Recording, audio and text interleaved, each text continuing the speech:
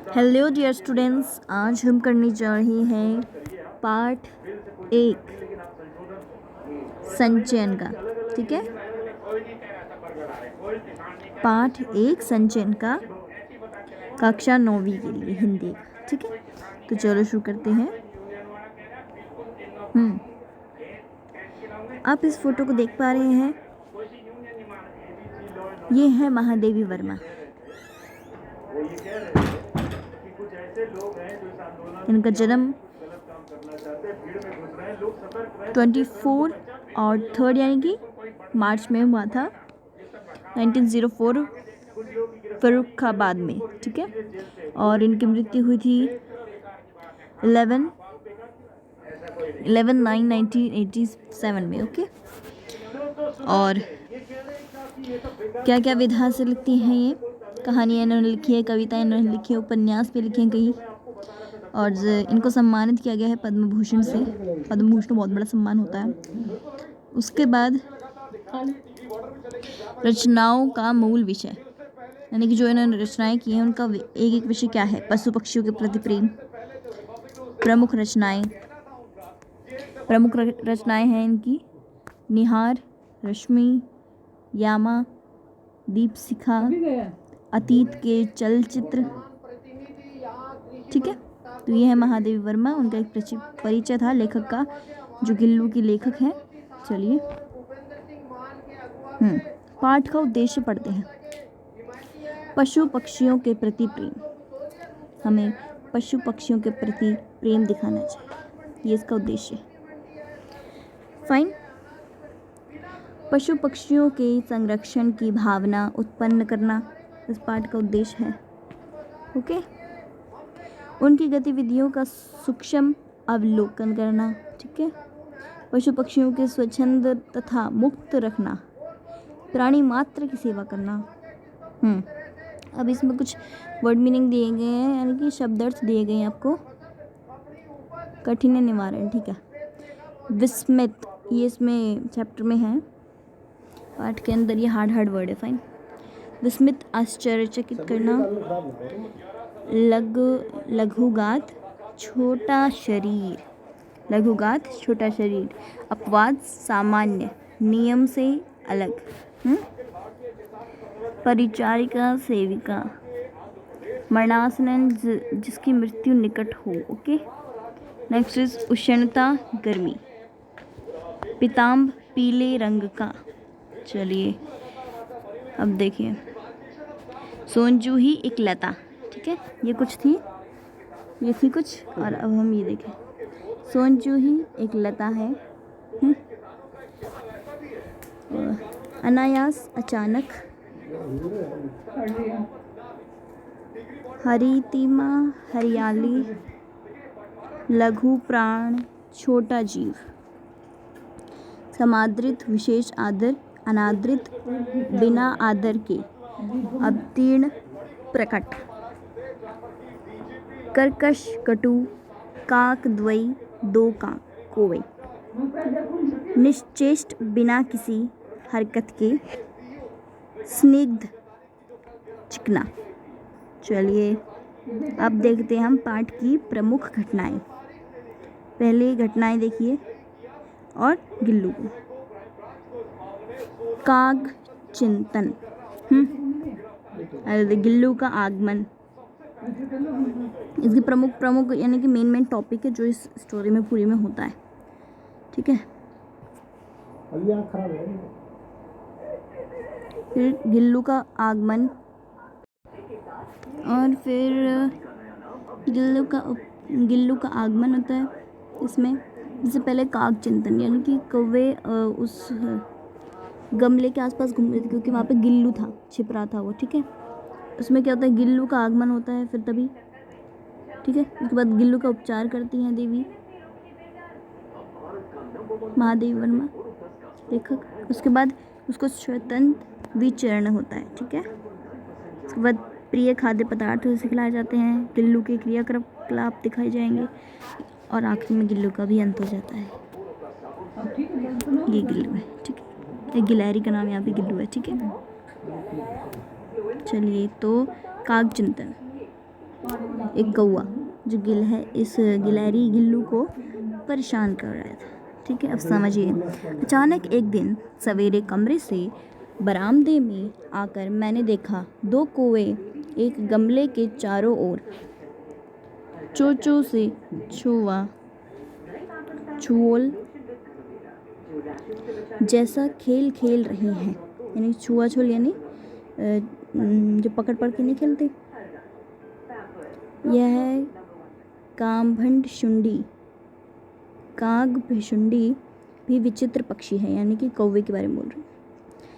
एक साथ समादृत, अनादृत, असम्मानित, अति अवमानित, यानी कि कभी इनका सम्मान होता है, कभी अपमान होता है।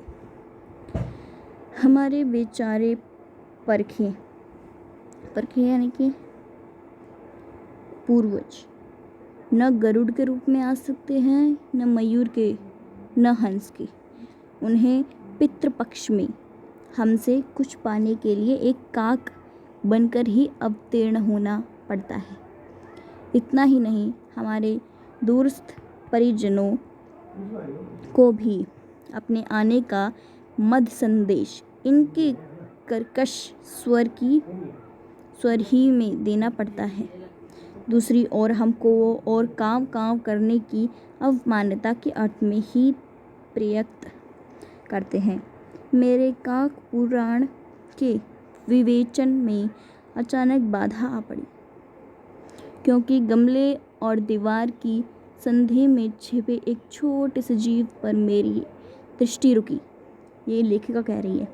निकट जाकर देखा, गिलहरी का एक छोटा सा बच्चा है जो संभवतः घोंसले से गिर पड़ा है, और अब कौवे उसमें सुलभ आहार खोज रहे हैं। यानी कि अब कौवे उसे खाने वाले हैं, खाने की सोच रहे हैं उसे। चलो, गिल्लू का उपचार व क्रमिक विकास। जब उसने देखा कि कौवे उसे परेशान कर रहे हैं और खाने वाले हैं, तो लेखिका उसे बचा कर ले आती है। ये गिल्लू, ठीक है। लेखिका गिलहरी के बच्चे को उठाकर अपने रूम ले आई, रूम यानी कमरे में, और कौवे की चोंच से घायल बच्चे का मरहम पट्टी किया।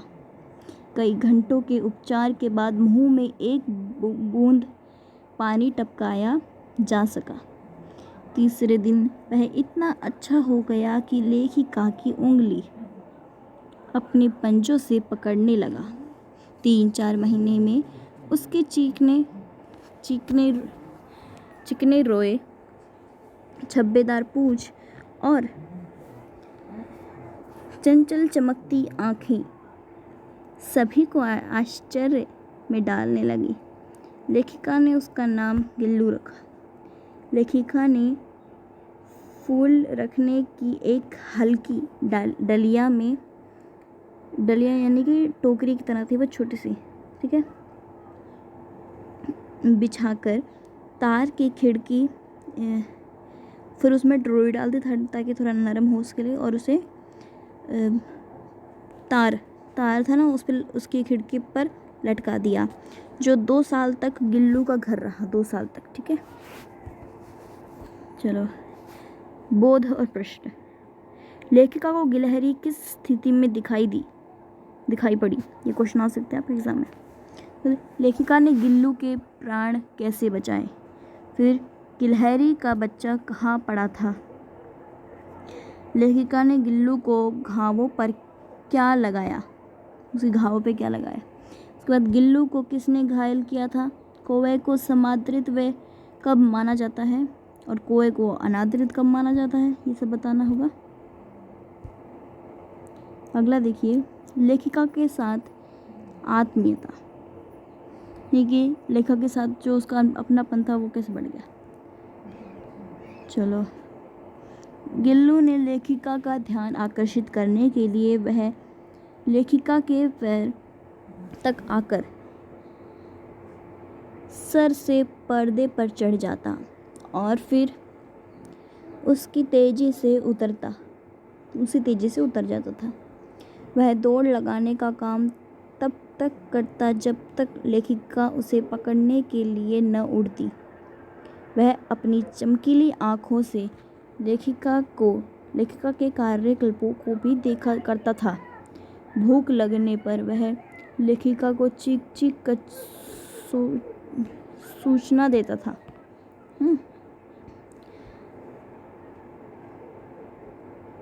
अब अगला देखिए, स्वच्छंद विचरण है, यानी कि उसका अच्छापन, गिल्लू का अच्छापन दिखाया गया इसमें।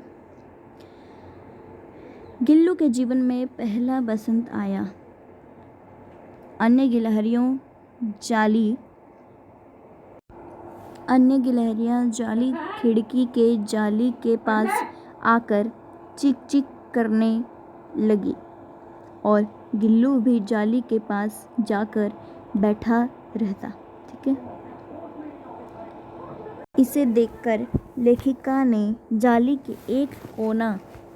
का एक कोना खोलकर गिल्लू को मुक्त कर दिया। लेखिका ने जाली एक कोने खोलकर गिल्लू को मुक्त कर दिया। ठीक है। लेखिका के कमरे से बाहर चला जाता था। ठीक है। फिर वो गिल्लू, ठीक है, लेखिका के कमरे से बाहर जाने पर गिल्लू भी जाली से बाहर चला जाता। वह दिन भर अन्य गिलहरियों के साथ उछल कूद करता और शाम होते ही अपने झूले में वापस आ जाता। लेखिका के खाने के कमरे में पहुंचते ही गिल्लू भी वहां पहुंच जाता था और थाली में बैठ जाता था। उसी की थाली में बैठ जाना चाहता था कि बड़ी मुश्किल से लेखिका ने उसे थाली के पास बैठना सिखाया, वरना वो तो थाली में ही बैठ रहा था। वह वहीं बैठकर चावल का एक एक दाना सफाई से खाने लगा। चलिए, खाद्य पदार्थ क्या क्या थे पसंदीदा उसके? गिल्लू का प्रिय खाद्य पदार्थ काजू था। काजू पसंद है ना गिलहरियों को। कई दिन काजू नहीं मिलने पर वह अन्य खाने की चीजें लेना बंद कर देता था या झूले से नीचे फेंक देता था। लेखिका की सेवा कैसे करता था वो? अब देखिए। उसी बीच लेखिका मोटर दुर्घटना में आहत हो गई, यानी कि वो अपनी स्कूटी वगैरह चला रही होंगी और किसी वजह से उनका एक्सीडेंट हो गया, फाइन, जिससे उन्हें कुछ दिन अस्पताल में रुकना पड़ा। उन दिनों में गिल्लू ने अपना प्रिय पदार्थ काजू लेना काफ़ी कम कर दिया था।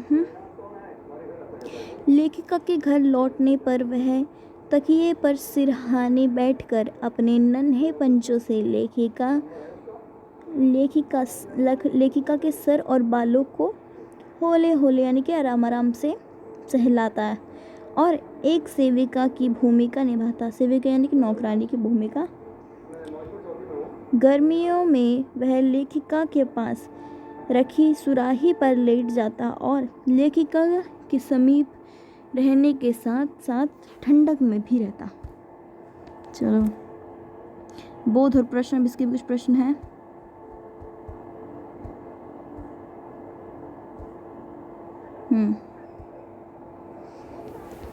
गिल्लू को मुक्त करने की आवश्यकता क्यों समझी?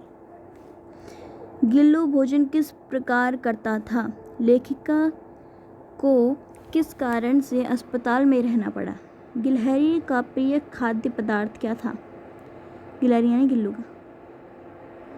वर्मा जी गिलहरी को किस नाम से बुलाती थी? वर्मा जी यानी कि यहाँ पे महादेवी वर्मा का नाम है। ठीक है, गिल्लू के नाम से। गिलहरी का लघुघात किसके भीतर बंद रहता था? गिलहरी गर्मी के दिनों में कहाँ लेट जाती थी? सुराही पे। लेखिका को चौंकाने के लिए गिल्लू क्या करता था? गिल्लू ने लेखिका की गैर हाजिरी में दिन कैसे बिताए? गिल्लू ने गर्मी से बचने के लिए क्या उपाय निकाला था? चलिए आगे देखिए। गिल्लू की मृत्यु किस तरह होती है? चकी गिलहरियों की उम्र 2 वर्ष से अधिक नहीं होती। ठीक है स्टूडेंट्स, अब देखिए ऐसे गिल्लू की मृत्यु हो जाती है, देखते हैं। चकी गिलहरियों की उम्र 2 वर्ष से अधिक नहीं होती। चकी गिलहरियाँ जैसे बहुत टाइप्स ऑफ डिफरेंट टाइप के होते हैं गिलहरियाँ भी। तो चकी गिलहरियाँ जो होती हैं उनकी 2 साल से ज़्यादा नहीं होती उम्र। और वो गिल्लू भी चकी गिलहरी था। इसलिए उसके जीवन का भी अंत आ गया। 2 साल हो चुके थे उसके। दिन भर उसने कुछ नहीं खाया पिया। रात में वह झूले से उतरकर लेखिका के बिस्तर पर आया और ठंडे पंजों से उनकी उंगली पकड़कर चिपक गया। लेखिका ने हीटर जलाकर उसे ऊष्मा देने का प्रयास किया, परंतु प्रयास व्यर्थ रहा और सुबह की पहली किरण के साथ सदा के लिए सो गया। और गिल्लू सुबह की पहली किरण यानी कि कल सुबह होने से पहले ही चल बसा। लेखिका ने उसे सोन जूही की लता के नीचे उसे समाधि दे दी यानी कि अंतिम संस्कार कर दिया उसका। सोन जूही में एक पीली कली को देखकर लेखिका को गिल्लू की याद आ गई। ठीक है, तो ऐसे उसकी मृत्यु हो जाती है गिल्लू की। अब इसके प्रश्न देख लीजिए। गिलहरियों की जीवनवधि सामान्यतः कितनी होती है? 2 साल मैंने बताया। गिलहरी की समाधि कहाँ बनाई गई थी? सोन जूही के पास। गिल्लू ने लेखिका के गैर हाजिरी में दिन कैसे बिताए थे ये बताना है। गर्मी के दिनों में गिल्लू कहाँ बैठकर आराम करता था बताइए। इस पाठ का कोई और शीर्षक सुझाइए, ये भी सुझाना आपको। ठीक है, देखिए गिल्लू को सोन जूही की लता के नीचे दफन करने का क्या कारण था? ठीक है, ये सारे प्रश्नों के आपको उत्तर देने हैं। And at last I would like to say thank you to everyone for watching my video, and please like, share and subscribe if you understand the concept that I told you. Okay.